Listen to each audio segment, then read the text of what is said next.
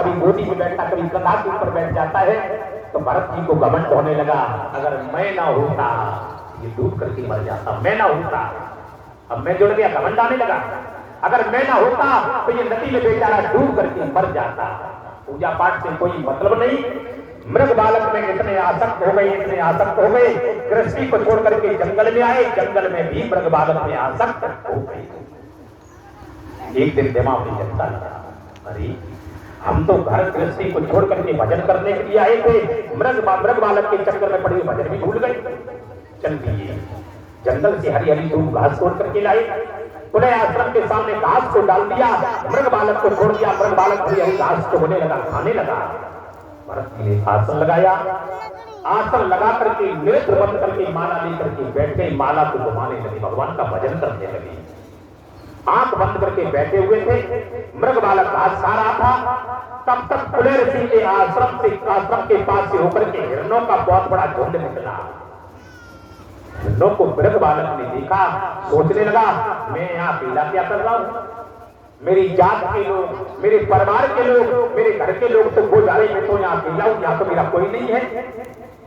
मृग बालक ने भारत की चिंता नहीं की और अपने सजाती बंधुओं के साथ जंगल में चला गया, भरत को छोड़ गया। मृग बालक जंगल में चला गया। भारत ने नेत्र खोल करके देखा, आंख खोल करके देखा तो क्या देखा, मृग बालक नहीं। माला को कहीं छोड़ दिया, आसन पर उठ करके खड़े हो गए, चिल्लाने लगे, बेटा मृग बालक तुम कहाँ हो, बेटा मैं तुम्हारे बगैर जिंदा नहीं रह पाऊंगा। अरे हम ये जानते तुम माला लेकर के नहीं बैठते, कोई जंगली जानवर शेर चीता मेरे बच्चे को नहीं खा गया, रोने लगे, पागलों जैसी हालत हो गई, खड़े हो गए। हाँ मृग बालक तुम कहाँ चले गए, किसी ने जादू टोना तो नहीं कर दिया, आखिर क्या हमसे भूल हुई, बेटा तुम भूखे होते हमसे कहते। अकेले अकेले बातें करके रोते जा रहे और आगे बढ़ने लगे, चिल्लाते जा रहे, हाँ मृग बालक तुम मुझे छोड़ करके कहां चले गए।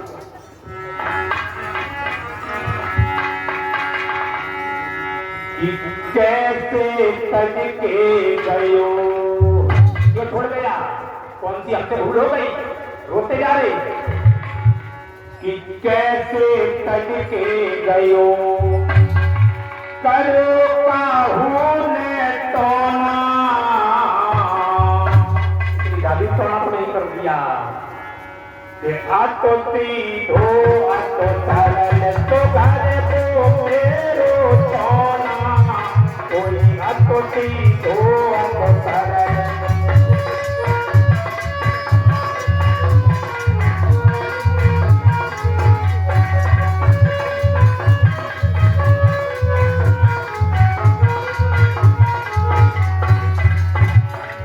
भगवान कहते राजन परिचय याद रखना, चिल्लाते जा रहे मृग बालक तुम कहाँ हो, मृग बालक कहाँ हो, और आगे बढ़े, पैर में ठेसा लगा, मुंह से निकला हाँ मृग, और मौके पर पृथ्वी पर गिर पड़े। यही पे तो पहले खातो भारत, यही पे तो पहले खातो भारत, पहले बन मारे और मृग बालक नहीं मिलो, मृग बालक नहीं मिलो, भारत तुर लोक तारे, कोई मृग बालक नहीं मिलो।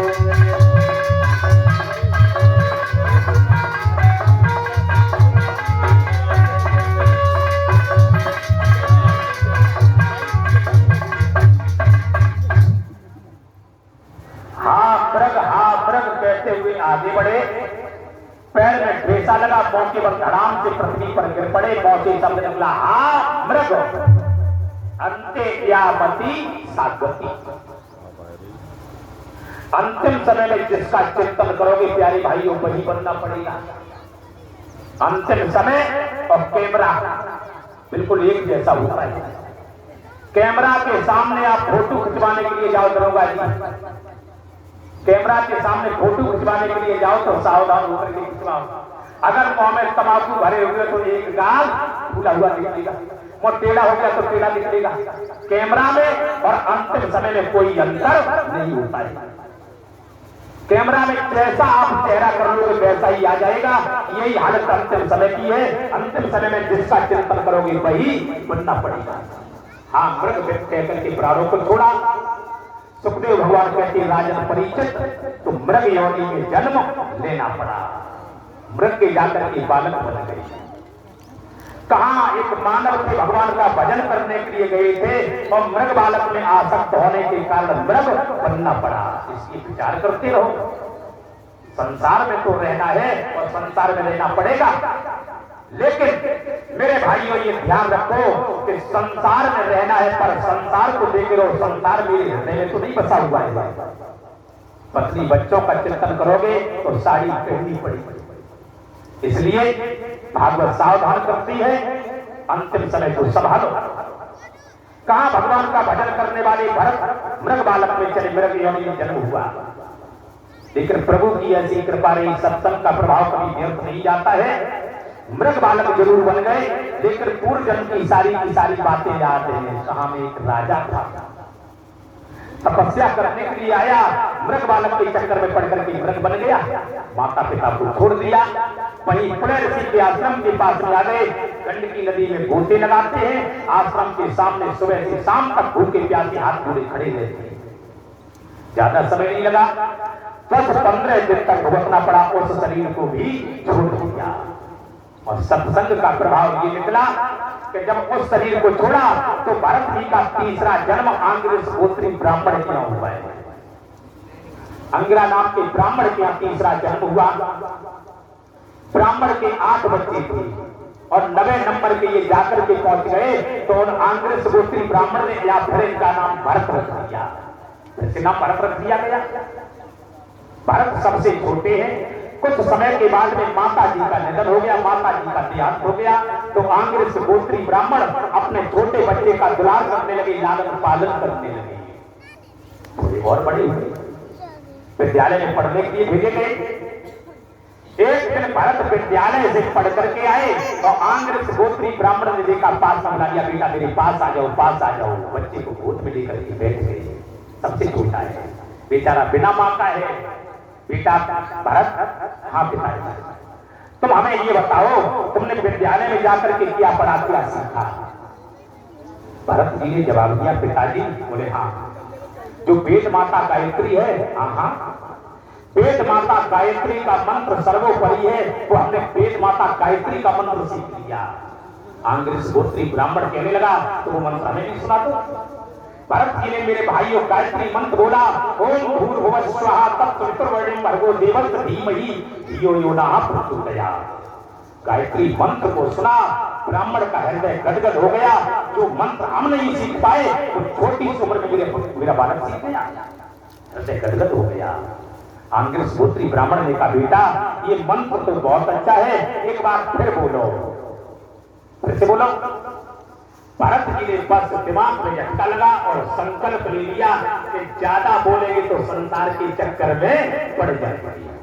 और उसी समय अपनी जीभ के ऊपर पत्थर रख दिया। पत्थर कितना बड़ा रखा होगा भाई, कितना सा पत्थर जीभ के ऊपर आ सकता है?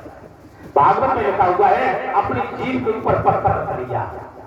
अब पत्थर थोड़ी रखा है, पत्थर का मतलब है कि मौन व्रत ले लिया। अब हम दुनिया में किसी से बोले ही नहीं, संकल्प ले लिया, मौन व्रत ले लिया, किसी से बोलेंगे नहीं।